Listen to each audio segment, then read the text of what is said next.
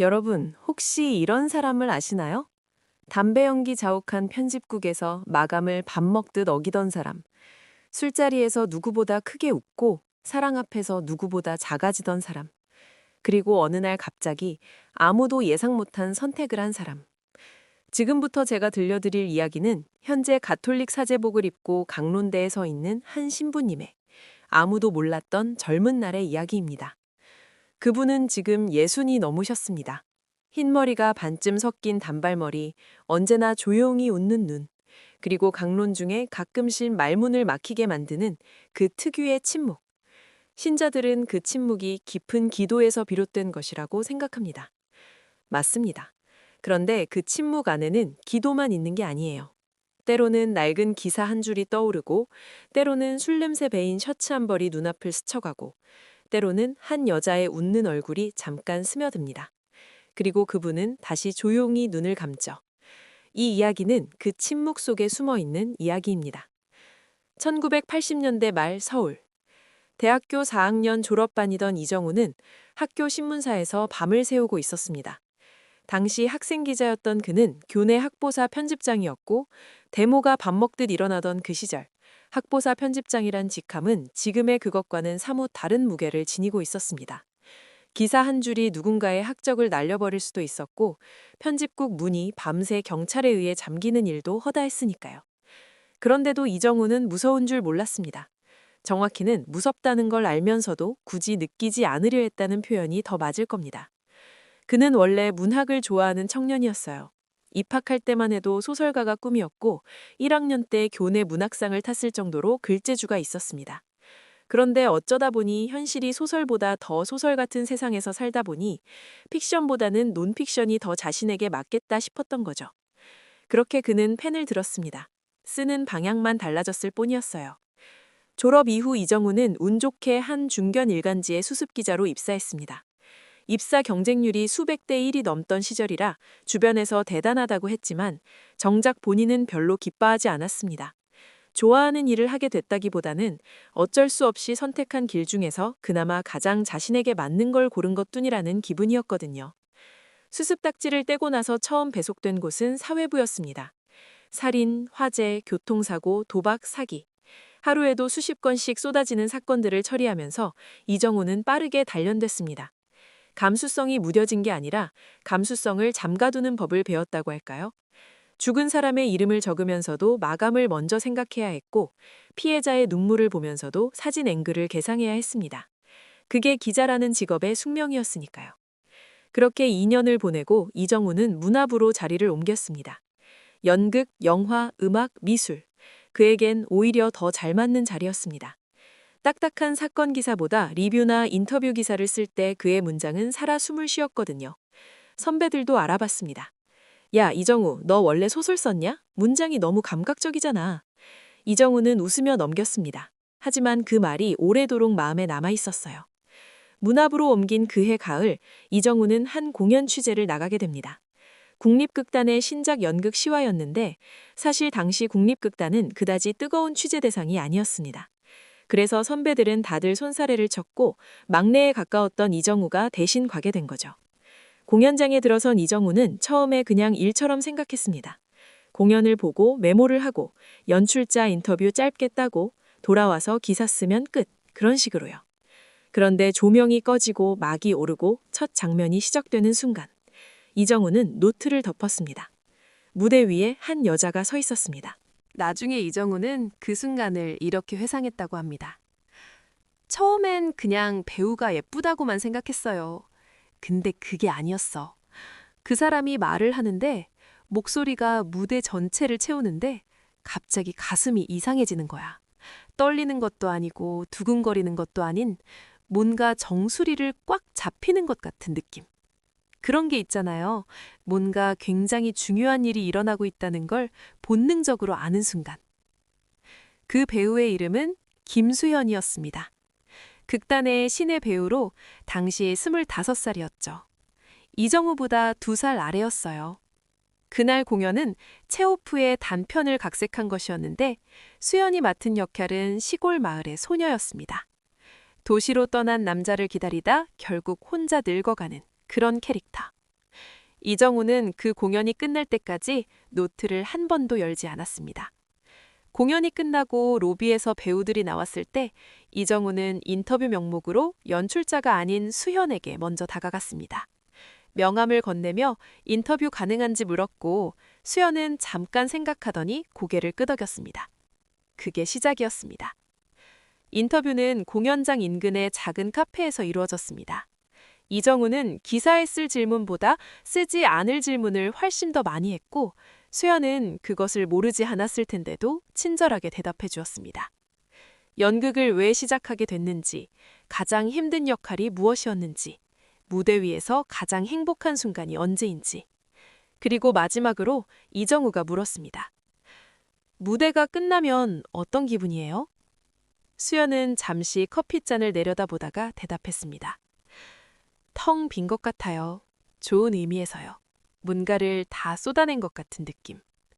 그런데 그 텅 빔이 채워지는데 며칠이 걸리거든요. 그 며칠이 사실 제일 외로운 시간이에요. 이정우는 그 말을 노트에 받아 적으면서 받아 적는 손이 살짝 떨리는 걸 느꼈습니다. 기사에 그 문장은 쓰지 않았습니다. 그 이후로 이정우는 국립극단의 공연을 빠짐없이 취재했습니다. 선배들은 의아해했습니다. 국립극단이 갑자기 그렇게 중요한 취재처가 됐냐고요. 이정우는 요즘 공연계가 움직임이 있어서요 라고 얼버무렸습니다. 사실 움직임이 있던 건 그의 마음이었지만. 수연을 다시 만난 건 첫 인터뷰로부터 한 달 뒤였습니다. 극단에서 소규모 낭독 공연을 기획했는데 이정우가 그 소식을 듣고 취재 신청을 냈거든요. 그날은 정식 공연이 아니라 리허설 개방이었기 때문에 관계자와 기자들만 들어올 수 있었고 덕분에 이정우는 수현 옆자리에 앉아 2시간을 보낼 수 있었습니다. 또 오셨네요? 수현이 먼저 말을 건넸습니다. 이정우는 반가움을 숨기며 취재입니다 라고 했고 수현은 살짝 웃으며 알아요 라고 했습니다. 그날 이후로 둘은 가끔 연락을 주고받기 시작했습니다. 이정우가 기사를 내보낼 때마다 수연에게 문자 한 통을 보냈고 수연은 짧게 답장을 했습니다. 공연이 있으면 이정우가 찾아갔고 끝나고 나면 함께 근처에서 밥을 먹었습니다. 아직은 친구라고 부르기도 어색한, 그렇다고 그냥 아는 사람이라고 하기엔 너무 자주 생각나는 그런 관계였어요. 이정우는 그 무렵을 나중에 이렇게 표현했다고 합니다. 그때 제가 기사를 정말 열심히 썼어요. 평소보다 2배는 노력했을 거예요. 왜냐면 기사가 잘 나와야 그 사람한테 보낼 수 있으니까. 말하자면 수연 씨가 제 글쓰기의 동력이었던 거죠. 그게 참 우습죠? 사랑인지 아닌지도 몰랐는데 이미 그 사람 때문에 살고 있었던 거잖아요. 우습지 않습니다. 사실 그게 사랑이 시작되는 방식이거든요. 내가 사랑에 빠졌다는 걸 깨닫기 훨씬 전부터 이미 그 사람 쪽으로 방향이 바뀌어 있는 것. 모든 길이 그 사람에게로 향하고 있는 것. 겨울이 되었을 때 이정우는 처음으로 수연에게 밥 먹자는 말을 먼저 꺼냈습니다. 공연도 없고 취재도 아니고 그냥 밥 먹자고. 처음으로 기자가 아닌 그냥 사람으로서 만나자고 한 거죠. 수연은 잠깐 망설이다가 좋다고 했습니다. 그날 이정우는 생애 처음으로 레스토랑 예약이라는 걸 해봤습니다.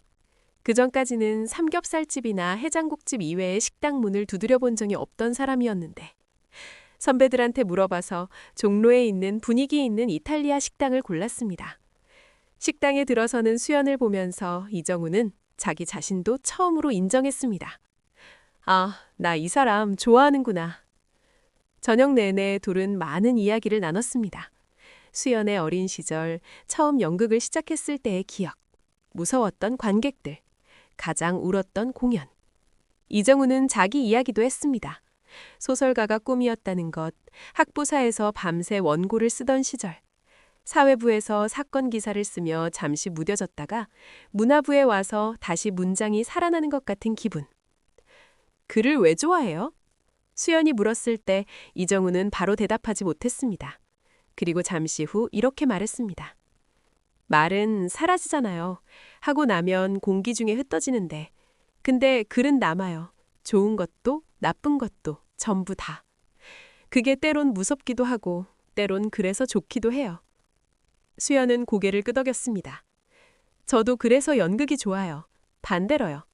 공연이 끝나면 아무것도 안 남잖아요. 그 순간만 있고. 그 순간이 사라져버리는 게 슬프기도 하지만 그래서 더 아름다운 것 같기도 하고. 이정우는 그 말을 들으면서 이 사람과 나는 반대로 생각하는구나. 그런데 왜 이렇게 잘 맞는 것 같지? 라고 생각했습니다. 그날 밤 헤어지면서 이정우는 다음에 또 보자고 했고 수연은 또 좋다고 했습니다. 이정우는 버스를 타고 집으로 돌아오는 내내 창문 밖을 바라보았습니다. 서울의 겨울밤 불빛들이 스쳐 지나갔고 그는 생전 처음으로 그 불빛들이 아름답다고 생각했습니다. 사랑에 빠진 사람의 눈에는 세상이 달라 보이거든요. 그해 봄이 오기 전까지 이정우와 수연은 12번을 만났습니다. 이정우는 그 횟수를 기억했습니다. 정확히 12번. 언제 어디서 무엇을 먹었는지도 다 기억했습니다. 기자라서 기억력이 좋은 건지 좋아하는 사람이라 기억이 선명한 건지는 모르겠지만 12번의 만남 동안 이정우는 한 번도 먼저 그 이야기를 꺼내지 않았습니다. 좋다는 말, 사귀자는 말. 왜냐고요?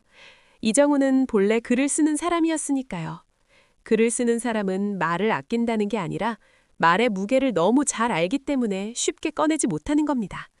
특히 그 말이 한 번 꺼내면 돌이킬 수 없는 말일 때는요. 그리고 솔직히 말하면 두려웠습니다. 수연이 싫다고 하면 어떻게 될까? 그러면 이 12번의 기억이 다 이상한 것이 되어버릴까? 공연장에 다시 취재를 나갈 수 있을까? 아니, 그보다도 이 사람을 다시 만날 수 있을까? 그래서 이정우는 참았습니다. 참으면서 계속 만났고, 계속 웃었고, 계속 좋았습니다. 그런데 13번째 만남을 약속하던 날 수연이 먼저 말을 꺼냈습니다. 이정우 씨, 저한테 하고 싶은 말 없어요? 이정우는 멈칫했습니다. 그리고 알았습니다. 이 사람은 이미 알고 있었다는 걸. 수연이 웃으며 말을 이었습니다. 계속 기다리고 있었는데 안 하길래. 이정우는 그날 처음으로 입 밖에 내었습니다. 좋아해요. 3글자. 근데 그 3글자를 꺼내는데 넉 달이 걸렸습니다. 수연은 잠시 이정우를 바라보다가 조용히 말했습니다. 나도요.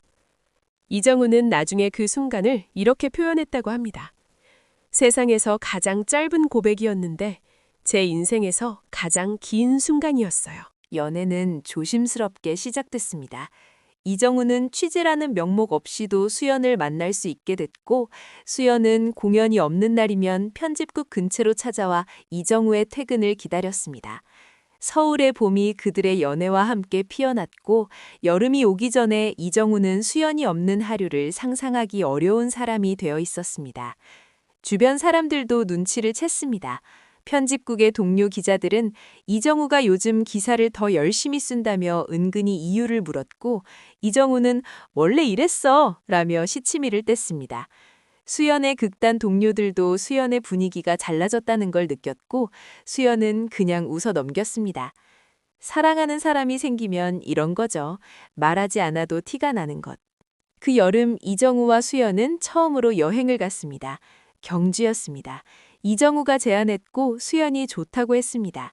2박 3일의 짧은 여행이었는데 이정우는 그 여행을 위해 일주일 전부터 일정을 짜고 어디서 밥을 먹을지 어디를 가볼지 꼼꼼하게 메모해 두었습니다. 수연은 이정우가 건네준 손으로 쓴 일정표를 보고 소리내어 웃었습니다. 기자가 아니라 여행사 직원 같아요. 기사 쓰듯이 짰거든요. 취재 일정이랑 비슷해서. 그게 더 웃기잖아요. 경주에서 이틀째 밤 첨성대 근처를 걷다가 수연이 이정우의 손을 잡았습니다. 이정우는 아무 말도 하지 않았습니다.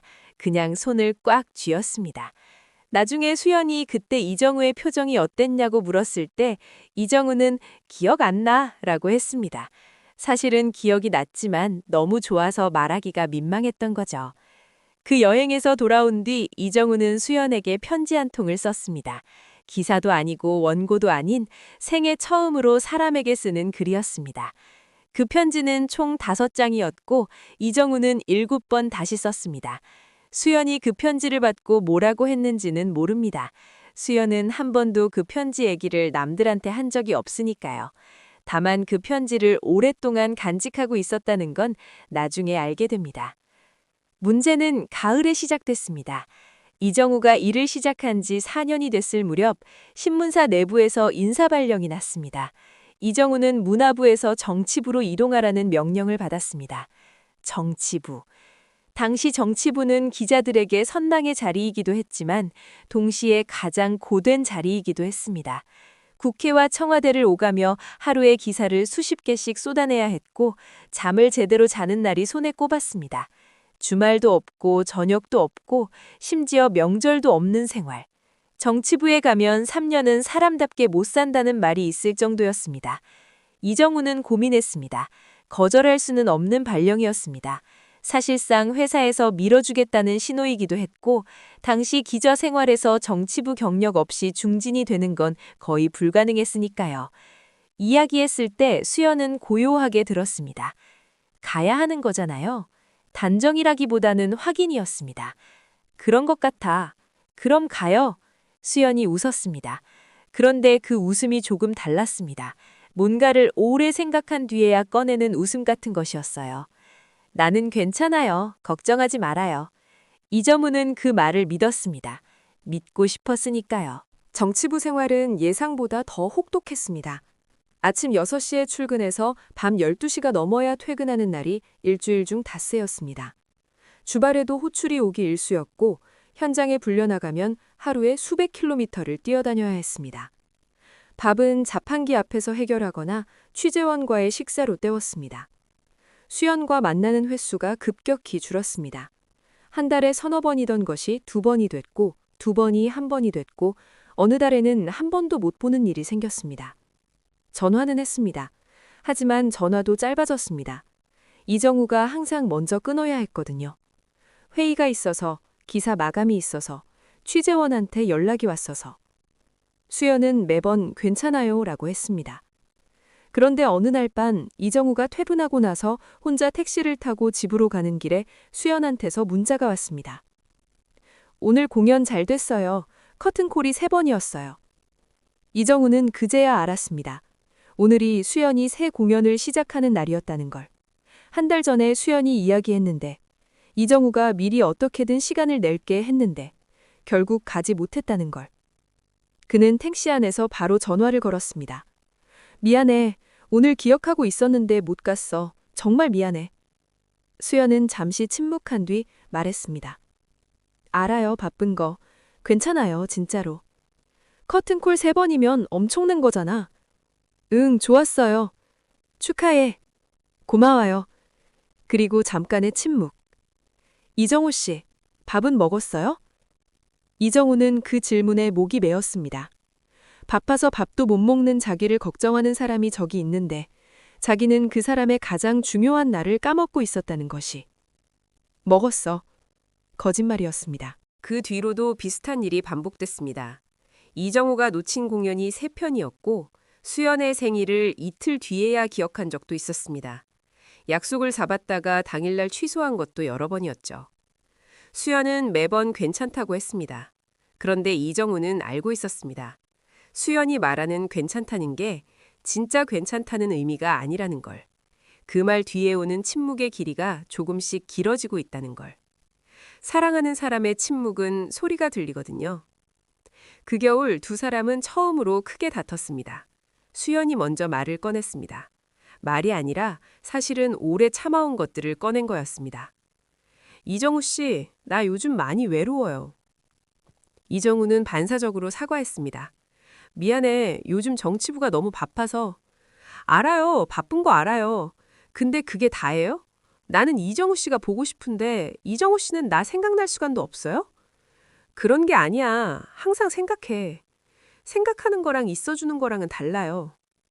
이정우는 그 말에 할 말을 잃었습니다. 틀린 말이 아니었으니까요.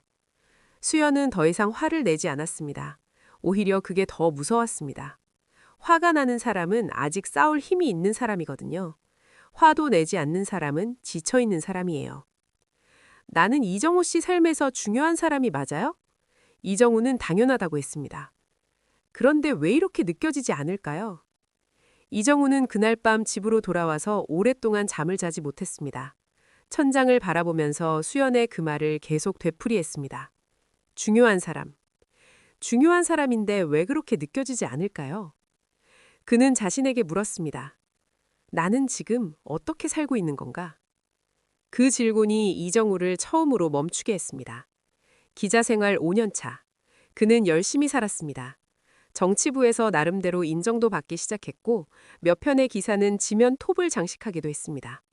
선배들은 그를 된 놈이라고 불렀습니다. 근데 그게 다였습니다. 집에 돌아오면 혼자였고 밥을 먹어도 혼자였고 술을 마셔도 혼자가 됐습니다. 사람들과 어울려 다니는데 어딘가 외로웠습니다. 기사를 잘 썼는데 뿌듯하지 않았습니다. 뭔가 빠진 것 같은데 그게 뭔지 몰랐습니다. 수연과의 싸움 이후 이정우는 더 자주 연락하려 했습니다. 바빠도 짬을 내서 전화를 걸었고 취재가 끝나면 늦은 밤이라도 문자를 보냈습니다. 수연도 다시 예전처럼 따뜻하게 반응했습니다. 그런데 뭔가가 조금씩 달라져 있었습니다. 이정우는 그걸 느꼈지만 이름 붙이기가 두려워서 모른 척했습니다.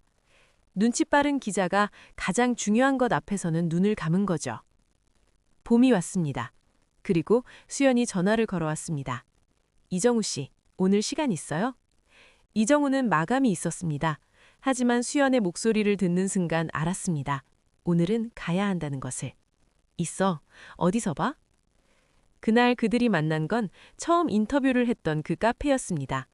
수연이 장소를 정했는데 이정우는 그 선택이 우연이 아님을 알았습니다. 수연은 커피를 시켜놓고 잠시 창밖을 바라보다가 말했습니다. 이정우 씨, 나 지방극단에서 제안이 왔어요. 이정우는 잠시 말을 멈췄습니다. 어디? 광주요.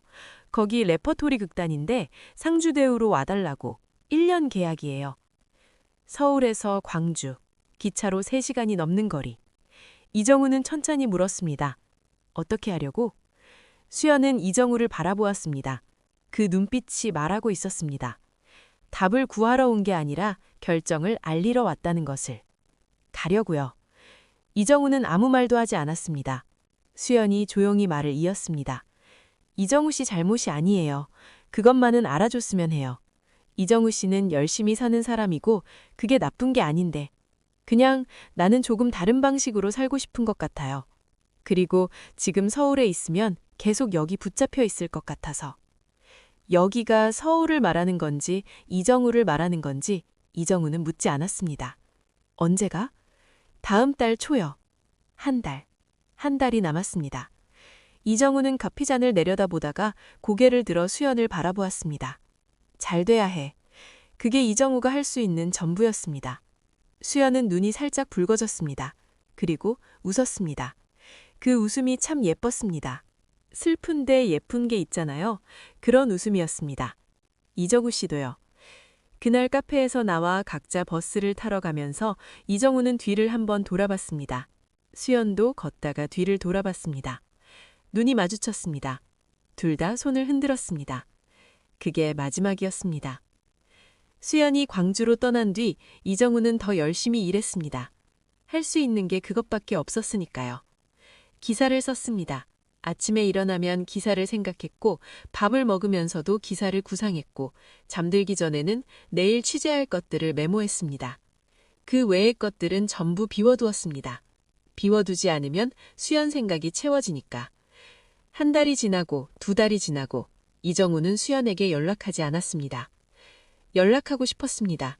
지방 공연 기사가 나면 혹시 수연이 관련된 건 아닐까 찾아보기도 했습니다. 그냥 잘 지내냐고 한마디 하고 싶었습니다. 하지만 하지 않았습니다. 붙잡는 건 아닌 것 같았거든요. 수연이 선택한 길을 응원하면서 동시에 뒤에서 끈을 당기는 건 이정우가 할 수 있는 일이 아니었습니다. 그게 기자적 냉정함인지 아니면 그냥 체면 때문인지는 이정우 자신도 몰랐습니다. 그해 여름, 편집국의 선배가 이정우에게 물었습니다. 야, 이정우, 요즘 왜 그렇게 글이 달라졌냐? 달라요? 응, 뭔가 전보다 깊어졌어. 좋은 의미요. 근데 동시에 좀 쓸쓸하기도 하고. 이정우는 그 말에 웃으며 그냥 경험이 쌓인 거겠죠 라고 했습니다. 그런데 혼자서는 생각했습니다. 아마도 그건 상실을 배웠기 때문이겠지 라고. 글 쓰는 사람에게 상실은 나쁜 게 아닙니다. 무언가를 잃어본 사람만이 쓸 수 있는 문장들이 있거든요. 고통이 신미성을 만든다는 말, 그건 꼭 거짓말은 아니에요. 이정우의 글이 깊어진 건 사실이었습니다.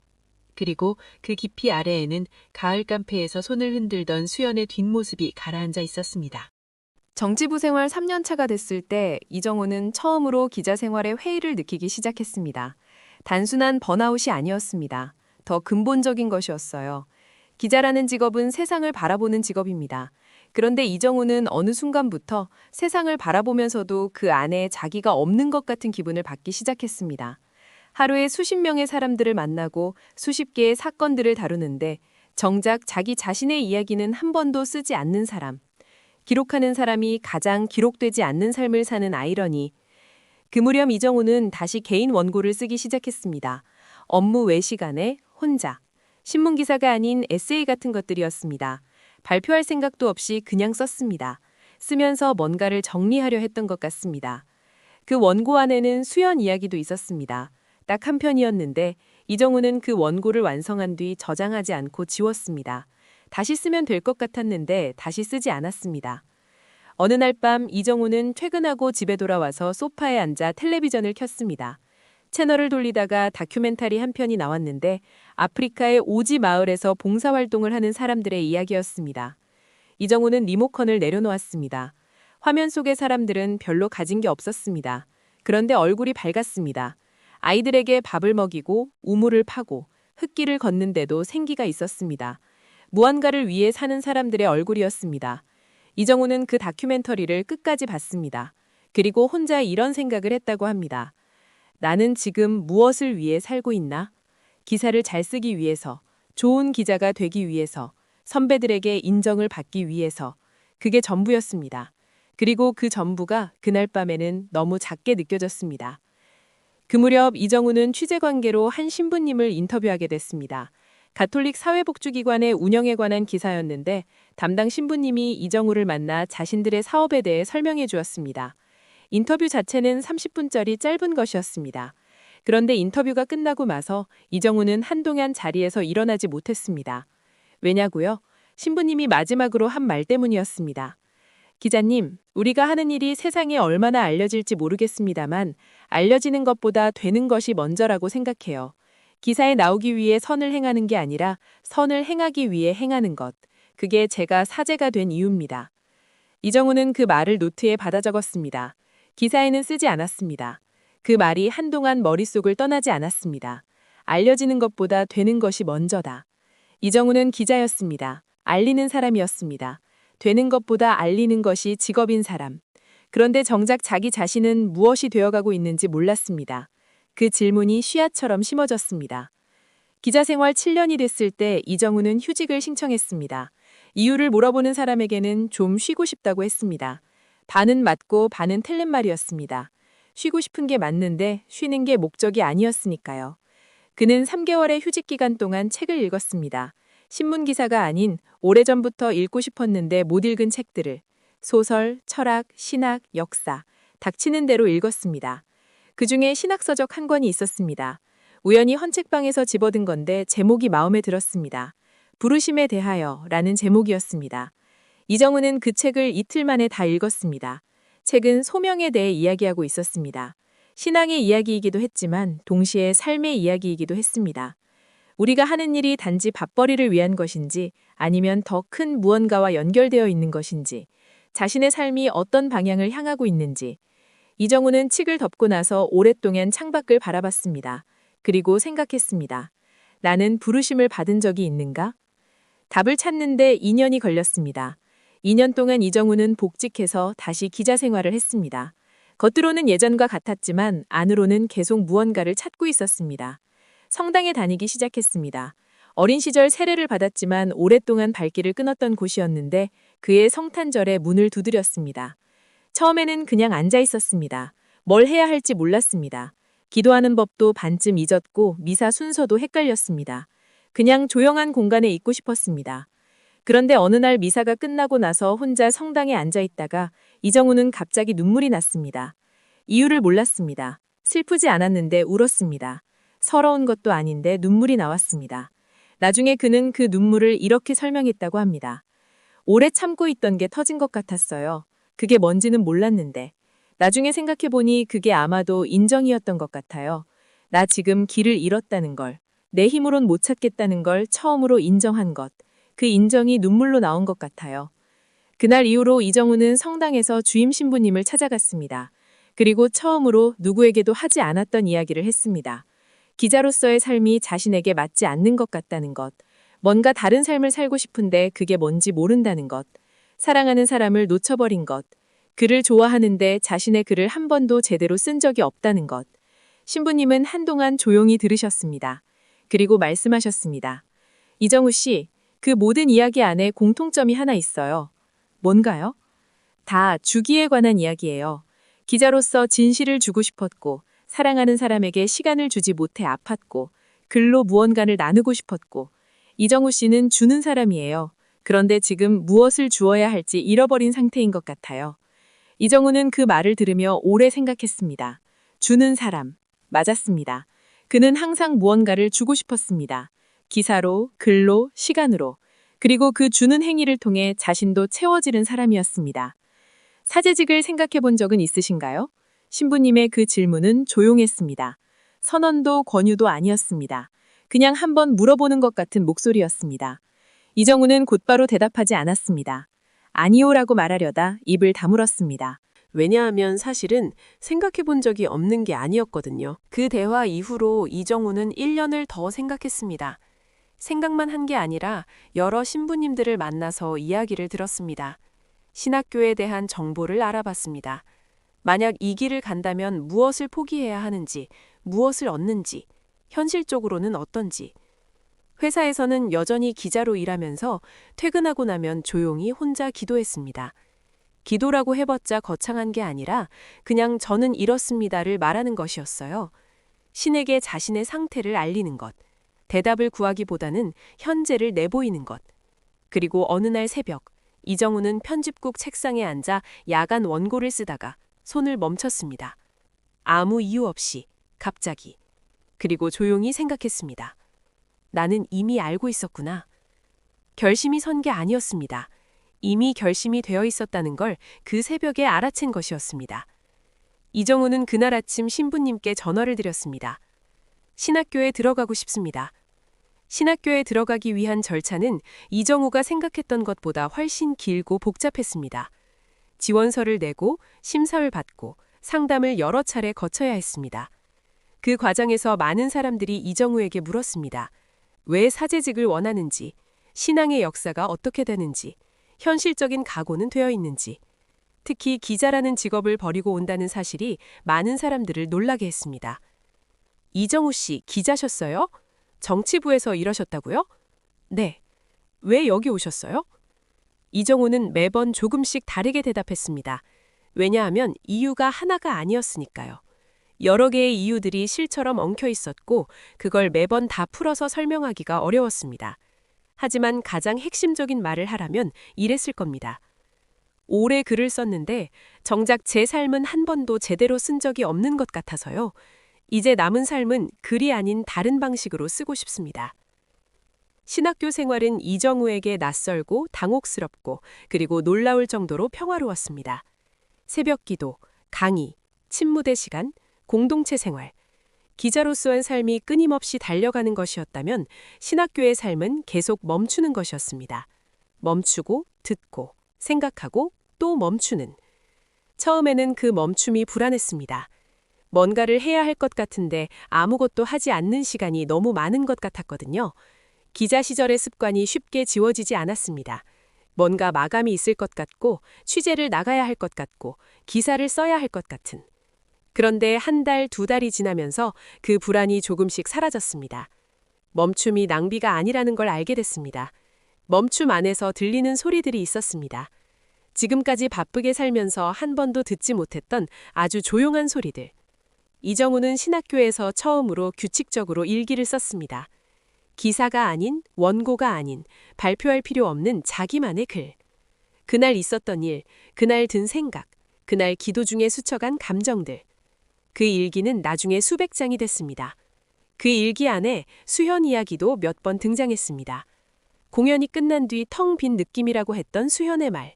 그 말이 어느 날 기도 중에 불쑥 떠올랐다고 이정우는 일기에 썼습니다. 그리고 이렇게 덧붙였습니다. 오늘 채플 후에 혼자 앉아 있다가 수연 씨가 했던 말이 생각났다.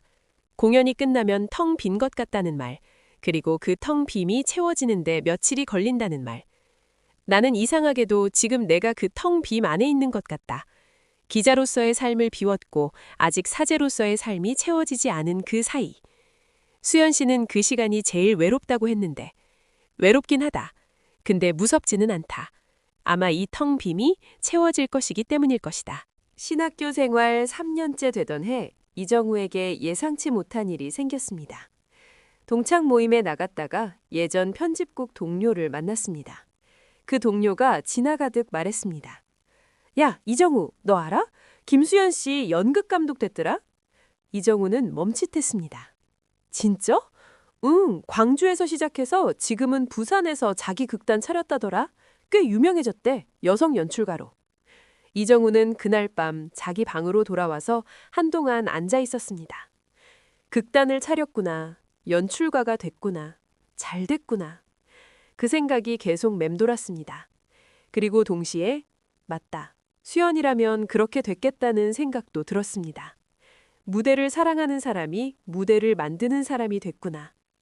이정우는 그날 일기에 이렇게 썼습니다. 수연 씨가 잘 살고 있다는 걸 들었다. 오래 궁금했는데 이렇게 전해 듣게 될 줄이야. 기쁘다. 진짜로 기쁘다. 그리고 조금은 아렸다. 그 아림이 나쁜 건지 좋은 건지 모르겠다. 하지만 아름다운 것이기를 바란다. 우리의 시간이. 이정우가 서품을 받은 것은 신학교에 입학한 지 6년 만이었습니다.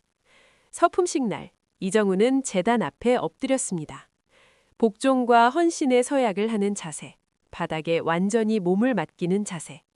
그 자세로 엎드리면서 이정우는 그 오랜 세월이 한꺼번에 눈앞을 지나가는 것 같았다고 합니다.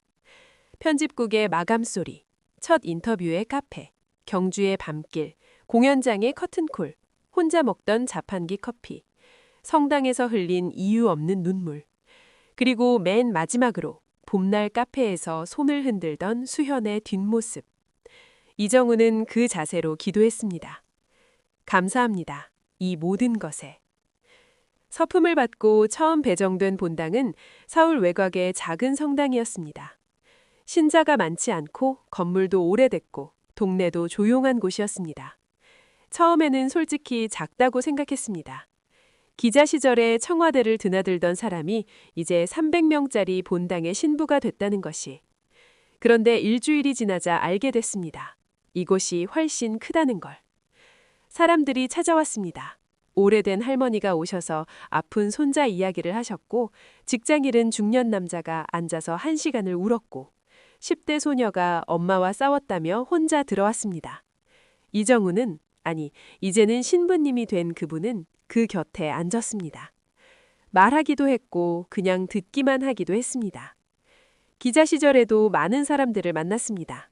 그런데 그때는 이야기를 기사로 만들기 위해 들었습니다. 지금은 다릅니다. 이야기가 이야기로 끝나도 됩니다. 아니, 끝나야 합니다. 여기서 들은 것은 어디에도 쓰이지 않습니다. 그 사람만을 위한 귀가 됩니다.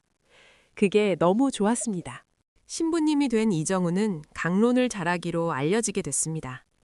신자들 사이에서 소문이 났습니다. 강론이 살아있다고. 성경 이야기를 하는데 세상 이야기 같다고. 딱딱하지 않고 따뜻하다고. 그건 아마도 기자 시절의 흔적이었을 겁니다. 수천 편의 기사를 쓰면서 갈고 닦은 언어 감각, 독자가 읽도록 만드는 문장의 리듬, 복잡한 것을 단순하게 전하는 능력, 그것들이 강론대에서 다르게 꽃이었습니다. 그리고 가끔 강론 중에 멈출 때가 있었습니다. 무언가가 떠올라서 잠깐 말을 잃는 순간. 신자들은 그 침묵의 깊은 묵상에서 비롯됐다고 생각했습니다. 틀린 말이 아닙니다. 하지만 그 묵상 안에는 가끔 세속의 기억들이 스며들었습니다. 봄날의 카페, 테이블 위에 커피잔, 손을 흔드는 사람. 신부님은 조용히 눈을 감았다 뜨고는 다시 강론을 이어나갔습니다. 그 뒤로 세월이 흘렀습니다. 수십 년이 흘렀습니다. 이정우 신부님은 여러 본당을 거쳤습니다. 어떤 곳에서는 학교 교목을 맡아 아이들과 함께 했고, 어떤 곳에서는 노인 요양시설을 돌봤습니다. 이제는 60이 넘으셨고, 흰머리가 반쯤 섞였고, 걸음이 예전보다 조금 느려졌습니다. 그분이 서 있는 강론대를 바라보면 누구도 그분의 젊은 날을 상상하지 못할 것입니다. 편집국에서 마감을 어기던 기자를, 이탈리아 식당에서 처음으로 예약을 해보던 사람을, 새벽 버스 안에서 창밖 불빛을 아름답다고 생각하던 청년을. 하지만 그 모든 것이 지금의 그분 안에 있습니다. 글로 세상을 기록하던 손이 이제 빵과 포도주를 들어올리는 손이 됐습니다. 마감에 쫓기던 발이 이제 아픈 사람의 병실을 찾아가는 발이 됐습니다. 취재원의 이야기를 받아 적던 귀가 이제 고백 성사실에서 가장 무거운 말들을 받아 안는 귀가 됐습니다. 사람은 버리고 가는 게 아니었습니다. 다 가지고 갑니다. 다르게 쓸 뿐이었습니다. 얼마 전 한 청년이 신부님을 찾아왔습니다. 직장을 다니는 28살 청년이었는데 눈빛이 불안하고 목소리가 조용했습니다. 오래 고민하다 왔다는 게 표정에 보였습니다. 신부님, 저 요즘 이러다가 다 잃는 건 아닐까 하는 생각을 해요. 뭘 잃을 것 같아요? 지금 가는 길에서 벗어나면 다시는 돌아오지 못할까 봐요. 근데 이 길이 맞는 건지 모르겠고. 신부님은 청년을 바라봤습니다. 그리고 잠시 과거의 어딘가를 바라보는 것 같은 눈빛으로 말씀하셨습니다. 저도 그 기분을 알아요. 청년이 고개를 들었습니다. 예상 못한 대답이었던지. 신부님도요? 네, 저도 한 길을 걷다가 어느 날 다른 길이 보였어요. 그 길로 가면 잃는 게 많을 것 같았어요. 잃었습니다, 실제로. 근데 잃어본 뒤에야 알았어요. 잃는 게 비워지는 거라는 걸. 비워져야 채워진다는 걸. 청년은 고개를 숙였습니다. 신부님이 조용히 물었습니다. 지금 가장 두려운 게 뭐예요? 후회요. 잘못된 선택을 하고 나중에 후회할까 봐요. 신부님은 잠깐 눈을 감았습니다. 그리고 눈을 떴을 때 아주 조용하지만 분명한 목소리로 말씀하셨습니다. 후회는 해요. 어떤 선택을 해도. 청년이 당황한 듯 신부님을 바라봤습니다. 그런데 좋은 후회가 있고 나쁜 후회가 있어요. 하고 싶은 걸 안 했을 때의 후회가 해봤는데 틀렸을 때의 후회보다 훨씬 오래 남아요. 해봤다는 건 결국 살았다는 거거든요. 청년은 한동안 말이 없었습니다. 신부님도 조용히 계셨습니다. 그 청년이 돌아가고 나서 신부님은 성당 마당의 벤치에 잠깐 앉았습니다. 오후의 햇빛이 비스듬히 들어왔고 나무 그림자가 땅에 길게 그리워져 있었습니다. 신부님은 그 그림자를 바라보다가 문득 수현 생각을 했습니다. 지금도 연극을 하고 있을까? 극단은 잘 되고 있을까? 나이가 들었을 텐데 여전히 무대를 사랑하고 있을까? 아마도 그럴 겁니다. 수현은 그런 사람이니까요. 신부님은 조용히 기도했습니다. 어떤 형태의 기도인지 물으면 설명하기 어렵습니다. 신에게 드리는 기도이기도 하고 그 사람에게 보내는 인사이기도 하고 그 시절에 자신에게 건네는 위로이기도 한 그런 기도. 잘 지내요. 당신 덕분에 내가 이렇게 됐어요. 그 말 못한 게 후회가 아니냐고요? 아니요. 말하지 않아도 전해진다고 믿거든요. 사랑하는 사람이 있었습니다. 그를 사랑하는 사람이 있었습니다. 진실을 쓰고 싶었던 청년이 있었습니다. 그 청년은 이제 60이 넘은 신부님이 됐습니다. 강론대에 서면 가끔 말이 멈춥니다. 그 침묵 안에 무엇이 있는지 신자들은 모릅니다. 깊은 기도라고 생각합니다. 맞습니다. 근데 그 기도 안에는 편집국의 마감 소리도 있고 봄날 카페의 커피잔도 있고 경주의 밤하늘도 있고 버스 창밖에 서울 불빛도 있습니다. 그리고 한쪽 구석에 손을 흔들던 한 사람의 얼굴도 있습니다. 신부님은 조용히 눈을 감았다 띱니다. 그리고 말합니다. 오늘 복음 말씀입니다. 목소리는 언제나처럼 낮고 따뜻하고 조금은 쓸쓸합니다. 그 목소리를 들으면 오래 살아온 사람의 냄새가 납니다. 많은 것을 겪은 사람의 온도가 느껴집니다. 살면서 웃고 울고 사랑하고 포기하고 선택하고 잃어버린 그 모든 것이 녹아든 목소리. 그러니까 그분의 강론이 살아있는 겁니다. 단지 언어가 좋아서가 아니라 그 언어 뒤에 진짜 삶이 있으니까. 여러분께 마지막으로 하나만 물어볼게요. 지금 여러분의 삶 안에 아직 하지 못한 말이 있나요? 아직 가지 못한 길이 있나요? 잃어버린 게 아직도 생각나는 게 있나요? 그게 자아 여러분의 것입니다. 버린 게 아니에요. 잃은 게 아니에요. 그게 전부 여러분 안에 쌓여서 지금의 여러분이 된 겁니다. 이정우 신부님처럼 담배 연기 자욱한 편집국에서 마감을 밥 먹듯 어기던 사람, 사랑 앞에서 세 글자를 꺼내는데 넉 달이 걸렸던 사람, 봄날 카페에서 손을 흔들며 이별을 배운 사람, 성당 바닥에서 이유도 모른 채 울던 사람, 그리고 지금 강론대에서 조용히 말하는 사람. 그 모든 것이 하나의 사람입니다. 하나의 아름다운 사람. 오늘 이야기는 여기까지입니다. 이 이야기 속의 신부님은 가상의 인물입니다. 하지만 이런 삶을 살아온 사람들은 분명히 어딘가에 있을 겁니다. 우리 주변에 겉으로는 알 수 없는 깊은 이야기를 품고 살아가는 사람들. 그 사람들의 침묵을 조금은 다르게 바라볼 수 있게 됐다면 오늘 이야기는 충분히 제 역할을 한 겁니다. 들어주셔서 감사합니다.